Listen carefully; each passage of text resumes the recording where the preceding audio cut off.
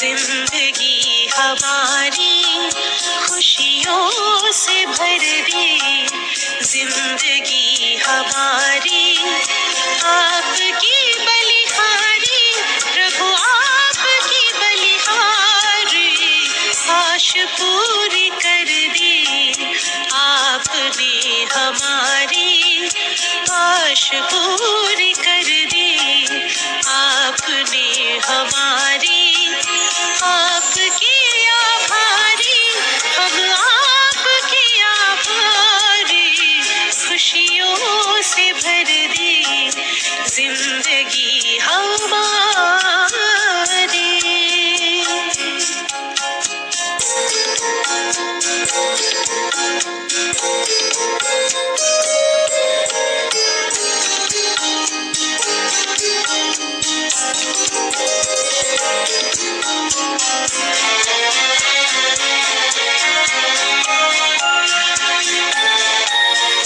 अपनी पहचान मिली, आत्मा का ज्ञान मिला, अपनी पहचान मिली, आत्मा का ज्ञान मिला, पिंजरे के पंछी को खुला आसमान मिला, पिंजरे के पंछी को खुला आसमान मिला, खुला आसमान मिला। बेहद गगन में नजर अब हमारी, बेहद गगन में नजर अब हमारी, आपके आभारी, हम आपके आभारी, खुशियों से भर दी जिंदगी हमारी।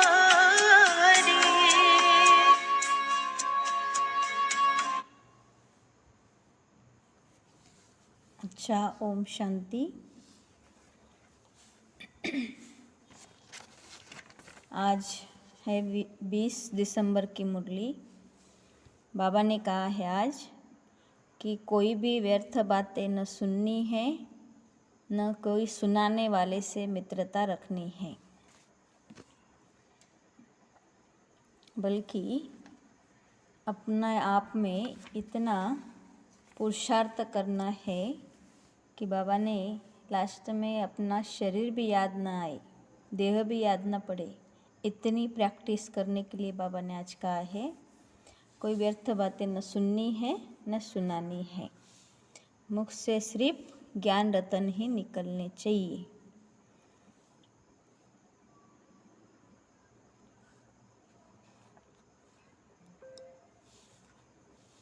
तो चलो आज सुनते हैं हम बाबा के महावाक्य। बाबा ने कहा, मीठे बच्चे, जी मीठे बाबा, तुम्हें खुशी होनी चाहिए कि हम अभी यह दुनिया, यह सब कुछ छोड़ अपने घर शांति धाम जाएंगे, फिर सुख धाम में आएंगे। प्रश्न पूछा है बाबा ने आज, इस नाजुक रास्ते में निरंतर आगे बढ़ने के लिए कौन सी खबरदारी जरूर रखनी है?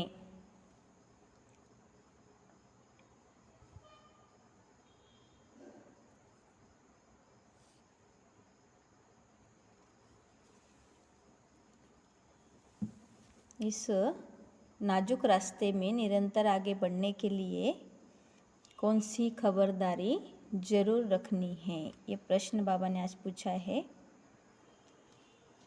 तो चलो हम सुनते हैं बाबा का उत्तर। कभी भी कोई व्यर्थ व शैतानी बातें सुनाए तो उसका मित्र नहीं बनो। कभी भी कोई व्यर्थ व शैतानी बातें सुनाए तो उसका मित्र नहीं बनो। हाजी करके ग्लानि की बातें सुनना माना बाप का ना फरमानदार बनना। इसलिए रहमदिल बन उसकी आदत को मिटाना है। बाप का फरमानदार बनना है, ज्ञान का सुरमा पहन लेना है। यही बहुत नाजुक रास्ता है, जिसमें खबरदार होकर चलने से ही आगे बढ़ते रहेंगे। आज बाबा ने ज्ञान का सुरमा पहनने के लिए कहा है। मैंने ज्ञान की ही बातें सुननी भी है, धारण करनी भी है। आज का गीत है, बाबा का मुरली से गीत बजाया है, इस पाप की दुनिया से कहीं दूर ले चलो। तो चलो हम सुनते हैं आज का मुरली से गीत।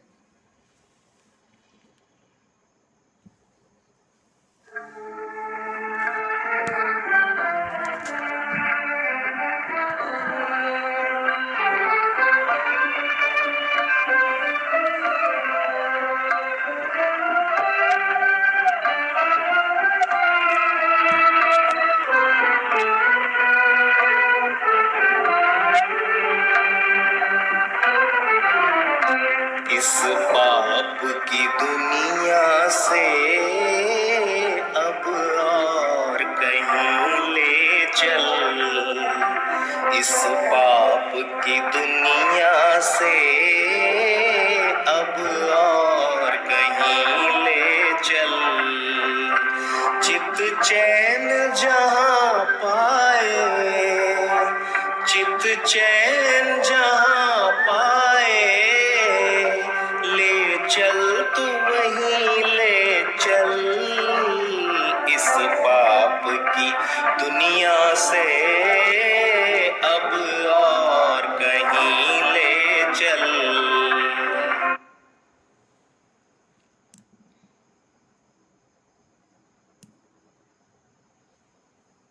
अच्छा, तो हमने सुना कि जहाँ चित्त चैन मिले ऐसी दुनिया से, यानी इस दुनिया में हमें ले चलो हम अभी सुनते हैं बाबा के महावाक्य। ओम शांति। मीठे बच्चे, अब तुम समझदार बने हो और फील करते हो कि पहले हम कितने बेसमझ थे। यह भी समझ में नहीं आता था कि यह दुनिया पतित है और इसी भारत में जब देवी देवताओं का राज्य था तो यह पावन सुखी थे। उसमें कोई दुख की बात नहीं थी, परंतु यह भी निश्चय नहीं होता था कि स्वर्ग में सदैव सुख होगा। स्वर्ग का किसी को पता ही नहीं था। मनुष्य तो समझते हैं वहाँ भी दुख था, यह है बेसमझी। अब तुम बच्चे समझदार बने हो। बाप ने आकर समझाया है, उनकी श्रीमत पर तुम चल रहे हो। मनुष्य कहते भी है कि यह पतित दुनिया है। स्वर्ग पावन दुनिया थी। पावन दुनिया में भी दुख हो फिर तो दुख की ही दुनिया हुई। फिर गीत भी रॉन्ग हो जाता है। कहते हैं, हे बाबा ऐसी जगह ले चलो जहाँ आराम और सुख चैन हो। बच्चे यह भी जानते हैं स्वर्ग सोने की चिड़िया थी, देवी देवता थे। कहते भी हैं हम एक दो को दुख नहीं देते थे, परंतु फिर कह देते हैं कि यह दुख सुख का परंपरा से सब चला आता है। कृष्ण पर भी झूठे कलंक लगा दिए हैं। कहा जाता है जैसे पतितों की दृष्टि वैसे सृष्टि। समझते भी है सारी सृष्टि पतित ही है। इस समय उन्हों की दृष्टि ही पतित है तो सारी सृष्टि को भी पतित समझते हैं। कह देते हैं परंपरा से यह पतितपना चला आता है। अभी तुम बच्चों में समझ आती जाती है, सो भी नंबरवार पुरुषार्थ अनुसार बच्चों को परमपिता परमात्मा के डायरेक्शन मिलते हैं। आत्माओं को बाप बैठ समझाते हैं सब आत्माएं पतित है, इसलिए पतित आत्मा को पाप आत्मा कहा जाता है। बाप आत्माओं से बात करते हैं, तुम हमारे अविनाशी बच्चे हो। फिर मम्मा बाबा भी कहते हो, इस दुनिया में किसी को भी पिताश्री नहीं कह सकते। श्री माना श्रेष्ठ, परंतु यहाँ एक भी मनुष्य श्रेष्ठ है नहीं। यह तो एक की ही महिमा हो सकती है। भले तुम इनको इस समय कहते हो क्योंकि संन्यास किया हुआ है श्रेष्ठ बनने के लिए। तुम जानते हो हम अभी फरिश्ते बनने वाले हैं, लेकिन चलते चलते श्रेष्ठ बनते बनते झट माया रावण थप्पड़ लगाकर भ्रष्ट बना देती है। भ्रष्ट को श्री कह नहीं सकते। श्री लक्ष्मी, श्री नारायण, श्री राधे, श्री कृष्ण कहते हैं। मंदिरों में भी जाकर उन्हों की महिमा गाते हैं। अपने को श्रेष्ठ कह नहीं सकते। अब तुम बच्चों ने समझा है भारत श्रेष्ठ था। वहाँ मूत पलीती नहीं थे, शुद्ध श्रेष्ठ थे। बाप की महिमा है ना। मूत पलीती कपड़ों को धोए कंचन कर देते हैं, माना पतित आत्माओं को पावन करते हैं, स्वर्ग में जाने लायक बनाते हैं। इस समय तो सभी पतित है, बरोबर है भी। रावण राज्य को रावण को मनुष्य वर्ष वर्ष जलाते हैं, परंतु जलता ही नहीं, फिर खड़ा हो जाता है। यह भी मनुष्य को समझ में नहीं आता। जबकि जला देते हैं, फिर हर वर्ष नया क्यों बनाते हैं? इससे सिद्ध होता है रावण राज्य गया नहीं है। स्वर्ग में जब राम राज्य होता है तब वहाँ रावण की एफिजी निकालेंगे नहीं। कहते हैं रावण को जलाया फिर लंका को लूटा। रावण की लंका सोनी बताते हैं, परंतु ऐसा है नहीं। ये तो सारी दुनिया लंका है। यह आइलैंड है ना, सारे वर्ल्ड पर रावण का राज्य है। यह भी तुम बच्चे समझते हो। कॉलेज में कोई बेसमझ आकर बैठे तो क्या समझ सकेंगे? कुछ भी नहीं, वेस्ट ऑफ टाइम करेंगे। यह ईश्वरीय कॉलेज है, इनमें नया आदमी कोई समझ नहीं सकेंगे। इसलिए 7 रोज क्वारंटाइन में बिठाना पड़े जब तक लायक बने। फिर भी अच्छा आदमी रिलीजियस माइंडेड है तो उनसे पूछना है, परम पिता परमात्मा तुम्हारा क्या लगता है? वो तो आत्माओं का पिता है और प्रजा पिता भी तो बाप है। यह पॉइंट बड़ी अच्छी है, परंतु बच्चे इस पर इतना हर्षित नहीं होते हैं। बाप कहते हैं तुमको नई नई पॉइंट सुनाता हूँ जिससे तुमको नशा चढ़े, किसी को समझाने की युक्ति आए। तुम फॉर्म भराकर पूछ सकते हो कि परम पिता परमात्मा से तुम्हारा क्या संबंध है, तो कहेगा परम पिता तो पिता हुआ ना। फिर उस समय सर्वव्यापी का ज्ञान ही उड़ जाएगा। तुम जब प्रश्न पूछेंगे तो कहेंगे वो तो बाप है, हम सब बच्चे हैं। इतना मान ले तो लिखा लेना चाहिए। प्रजापिता के भी बच्चे ठहरे। वह शिव हो गया दादा और वह बाबा। शिव बाबा स्वर्ग की स्थापना करने वाला है, तो जरूर उनसे ही वर्षा मिलेगा।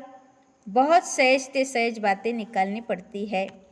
मित्र संबंधियों आदि के पास जाओ, उनको भी समझाओ। यह तो नशा है ना। हम बाप दादा से वर्षा पाते हैं, माता से वर्षा नहीं मिलेगा। बाप को ही स्वर्ग की स्थापना करनी है ना, वही मालिक है। जैसे इनको दादे के वर्षे का हक है, वैसे पोतरे पोत्रियों को भी हक है। बाप कहते हैं मुझे याद करो, ऐसे नहीं कहते इस देहाधारी को भी याद करो। बाप सम्मुख बात कर रहे हैं। कल्प पहले भी ऐसे समझाया था, परंतु बच्चों को देहाभिमान बहुत आ जाता है, देहधारियों से लव हो जाता है। बाप कहते हे आत्माएं, तुम तो अशरीरी आई थी, फिर पार्ट बजाते अब 84 जन्म पूरे किए हैं। अभी मैं कहता हूँ तुमको वापिस चलना है। मामेकम याद करो तो विकर्म विनाश होंगे। देहदारी को याद करने से विकर्म विनाश नहीं होंगे। तुम वायदा करते हो बाबा हम आपको ही याद करेंगे। तुमको इस पुरानी दुनिया में अब रहना ही नहीं है, इसमें कोई चैन नहीं, इसलिए कहते हो ऐसी जगह ले चलो जहाँ सुख चैन हो। तुम बच्चे जानते हो हम पहले जाएंगे शांति धाम में, वहाँ सुख का नाम नहीं लेंगे। शांति ही शांति होगी। फिर जाएंगे सुखधाम में, वहाँ फिर शांति का नाम नहीं लेंगे। जब दुख है तो अशांति है, सुख में तो शांति है ही, परंतु वह शांति धाम नहीं। शांति धाम है आत्माओं का स्वीट होम। बाप सारे आदि मध्य अंत को जानने वाला है। अब तुम बच्चों का धंधा ही है पढ़ना और पढ़ाना, और फिर अपने शरीर निर्वाह अर्थ कर्म भी करना है। तुम जानते हो हम इस मृत्यु लोक से अमर लोक चले जाएंगे, वाया शांति धाम जाएंगे। ये बुद्धि में याद रखना है। जब तक तुम ट्रांसफ़र हो जाओ, अपनी पढ़ाई की रिजल्ट तक पढ़ना पड़े। जब तक मृत्यु नहीं हुआ है पढ़ना ही है। ये तो याद कर सकते हो ना कि अब हमको घर जाना है, ये दुनिया, ये सब कुछ छोड़ना है। खुशी होनी चाहिए। बेहद नाटक का राज भी समझ गए हो। हद का नाटक पूरा होता है तो कपड़े बदली कर घर चले जाते हैं। वैसे हमको भी जाना है। 84 जन्मों का चक्र पूरा होता है, याद भी करते हैं। क्या कहते हैं? हे पतित पावन आओ। शो बाबा को ही याद करेंगे। एक तरफ कहते पतित पावन आओ, दूसरी तरफ फिर कहते परमात्मा सर्वव्यापी कह देते। कोई अर्थ ही नहीं निकलता। बच्चों को कितना सहज रीति समझाते हैं। शांति धाम को याद करो, यह दुख धाम है, इसका विनाश भी सामने खड़ा है। ये वही महाभारत लड़ाई है। यूरोपासी यादव भी है, कौरव पांडव भाई भाई है। हम एक ही घर के हैं ना, भाई भाई में युद्ध हो ही नहीं सकती। वह यहाँ तो युद्ध की बात ही नहीं, परंतु मनुष्य का भी धंधा है एक दो को लड़ाना। यह तो एक रस्म है। सब एक दो को के दुश्मन है। बच्चा भी बाप का दुश्मन बन पड़ता है। मृत्यु लोक की रस्म रिवाज भी सबकी अपनी अपनी है। बाप का प्लान देखो कितना बड़ा है। सबके प्लान्स खत्म कर देते हैं और सुख धाम की स्थापना करते हैं। बाकी सबको शांति धाम में भेज देते हैं। तुम बच्चे देखते हो हम किसके सामने बैठे हैं? निश्चय है परम पिता परमात्मा ज्ञान का सागर है। इन आर्गन्स द्वारा हमको नॉलेज दे रहे हैं।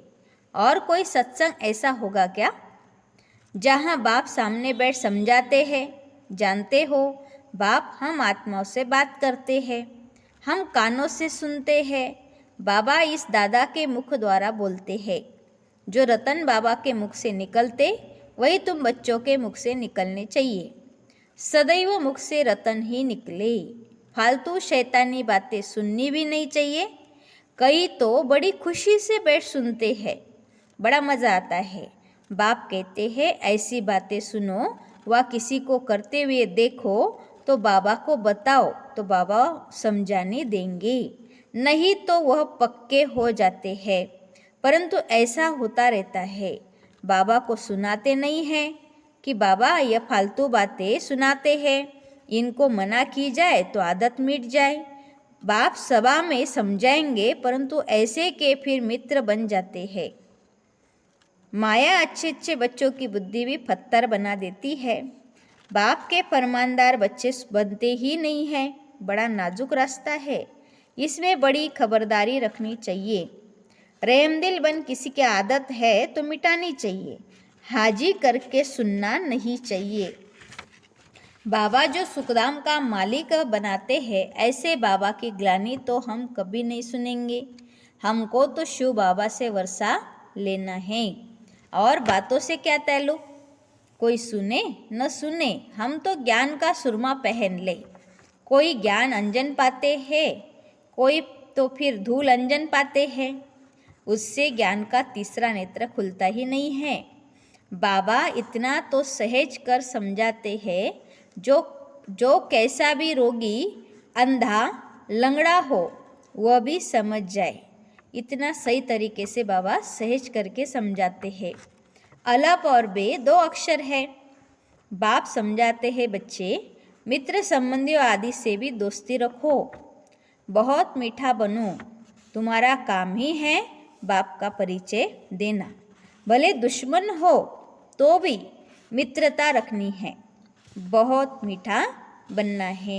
बाप कहते हैं तुमने आसुरी मत पर मुझे कितनी गाली दी है, मेरा अपकार किया है, फिर भी मैं तुम पर कितना उपकार करता हूँ।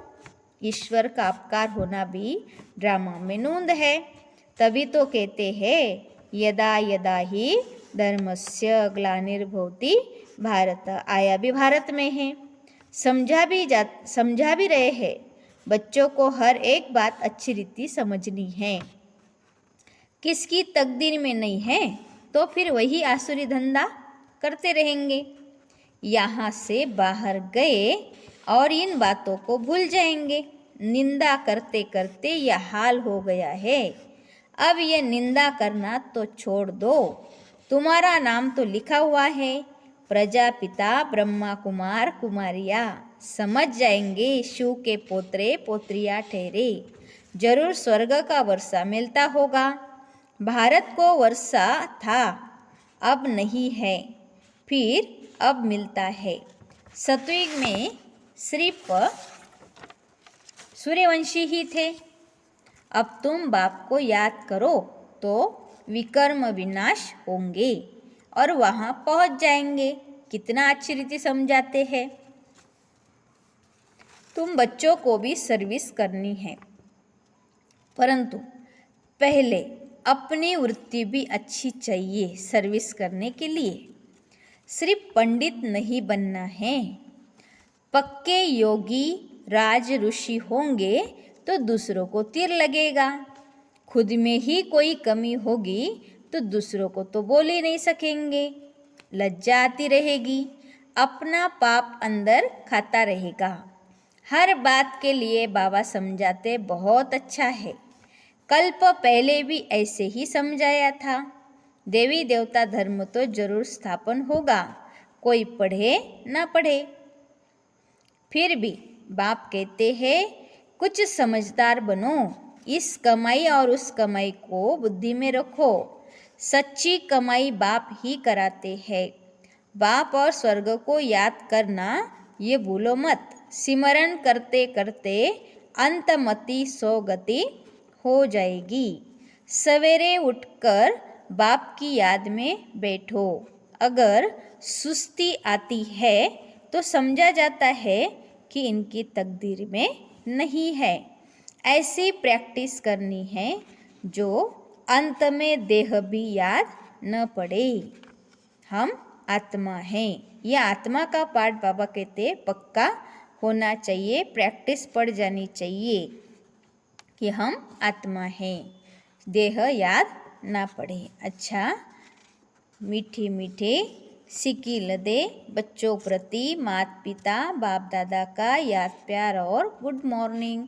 रूहानी बाप की रूहानी बच्चों को नमस्ते। हम रूहानी बच्चों की रूहानी माता पिता बाप दादा को याद प्यार और नमस्ते। ओम शांति। शुक्रिया, थैंक्स बाबा। चलो, आज धारण करने के लिए बाबा ने धारणा के लिए मुख्य सार बताए। पहली पॉइंट, अपनी वृत्ति को शुद्ध रख, दुश्मन को भी मित्र बनाना है। अपकारी पर भी उपकार कर, बाप का सच्चा परिचय देना है। दूसरी पॉइंट, जो रतन बाबा के मुख से निकलते हैं वही रतन निकालने हैं। कोई भी व्यर्थ बातें न सुननी है न सुनानी है। चलो, अभी मीठे प्यारे बाबा से हमें मिला हुआ वरदान है आज। संगम युग के समय का महत्व जान। ये युग चल रहा है संगम युग, तो संगम युग के महत्व के समय, संगम युग के समय के महत्व को जान। परमात्मा दुआओं से झोली भरने वाले मायाजीत भवो। मैं मायाजीत आत्मा हूँ। तो बाबा ने आज कहा कि संगम युग के समय के महत्व को जानो, समझो, तो परमात्मा दुआओं से झोली भरती जाएगी, तो माया से जीत होती जाएगी। चलो, बाबा ने विश्लेषण बताया वरदान का। संगम युग का 1 सेकंड और युगों के 1 वर्ष से भी ज़्यादा है। माना संगम युग का 1 सेकंड जो और युगों के 1 वर्ष बीतता है उतना 1 सेकंड अगर गवाया तो 1 वर्ष हम गवाते हैं, और युगों के 1 वर्ष के बराबर संगम युग का 1 सेकंड है। इस समय 1 सेकंड भी गवाया तो सेकंड नहीं, लेकिन बहुत कुछ गवाया। इतना महत्व सदा याद रहे तो हर सेकंड परमात्मा दुआएं प्राप्त करते रहेंगे, और जिसकी झोली परमात्मा दुआओं से सदा भरपूर है उसके पास कभी माया आ नहीं सकती, माया दूर से ही भाग जाएगी। तो समय को बचाना यही तीव्र पुरुषार्थी है। तीव्र पुरुषार्थी अर्थात सदा माया जीत। तो ऐसे माया जीत बनने के लिए पहले संगम युग के समय के महत्व को जानना है और परमात्मा दुआओं से झोली भरते जाना है। चलो, प्यारे बाबा का आज का मुरली का स्लोगन है, जो आज्ञाकारी है वही बाप की व परिवार की दुआओं के पात्र है।